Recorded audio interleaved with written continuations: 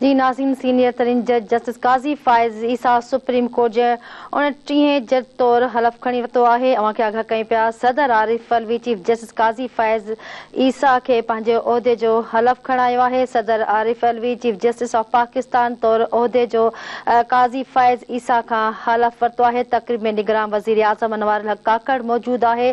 तक़रीब में साबिक़ chief justice साहिबान ऐं सीनियर वकला बि मौजूद आहिनि। Army chief general Asim Munir बि तक़रीब में मौजूद आहे। तक़रीब में निगरान वफ़ाक़ी काबीना जा मेंबर्स पिण मौजूद आहिनि। सीनियर तरीन जज justice Qazi Faez Isa supreme court जे 29 चीफ जस्टिस ऑफ पाकिस्तान तौर हलफ़ खणी वरितो आहे। सदर आरिफ अलवी पारां उहिदे जो कसम खणायो वियो आहे। जस्टिस काज़ी फ़ाइज़ ईसा नाज़रीन चीफ जस्टिस ऑफ पाकिस्तान तौर उहिदे जो हलफ़ खणी वरितो आहे।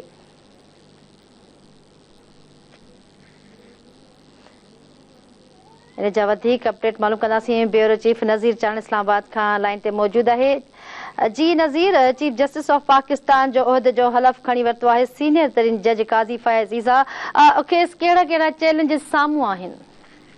जी बिल्कुल, अॼु ऐवान सदर में पाकिस्तान के नए chief justice justice Qazi Faez ईसा बतौर चीफ जस्टिस जो हलफ़ खणी वरितो। ऐवान सदर में जी तकरीब थी उनमें निगरान वफ़ाक़ी वज़ीर वज़ीर आज़म ऐवान सदर में सदर ममलकत डॉक्टर आरिफ अलवी नए chief justice justice Qazi Faez ईसा का हलफ़ वरितो। जस्टिस काज़ी फ़ाइज़ ईसा मुल्क जो 29 नओं चीफ जस्टिस है जे पंहिंजे अॼु उहिदे जो हलफ़ खयो आहे।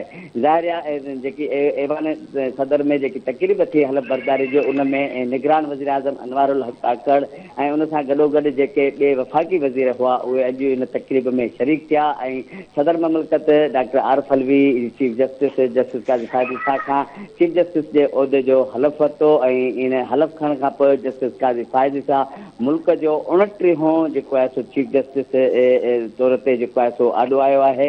ऐं ज़ाहिरी आहे जेके मुल्क में हिन वक़्तु अदलिया जा जेके मामला हली रहिया आहिनि ऐं जेके अॻूणे chief justice justice Umar Ata Bandial तरफ़ां जेके फ़ैसिला कया विया हुआ ऐं जेके अदलिया जे हवाले सां जेके चैलेंजिस आहिनि उहे ज़ाहिरी आहे गंभीर चैलेंजिस आहिनि। ऐं जस्टिस काज़ी फ़ाइज़ ईसा मुल्क जो ऐं सुप्रीम कोर्ट जो सीनियर तरीन जज हो जेके अॼु चीफ जस्टिस जो उहिदे जो हलफ़ खयो आहे। ऐं उनजे आॾो बि जेको आहे सो चैलेंजिस जा साम्हूं जेके तमामु घणा जेके सो ॾुखियाई पेश अची सघनि थियूं। पर chief justice justice Qazi Faez ईसा जे अॼु हलफ़ खयो आहे उनजे बारे में इहो ई चयो वियो आहे त हू ईमानदार ऐं शख़्स आहे ऐं हू न कंहिंजे प्रेशर में ईंदो आहे। जेके बि आइन ऐं कानून मुताबिक़ जेके फ़ैसिला हूंदा आहिनि उहे कंदा आहिनि।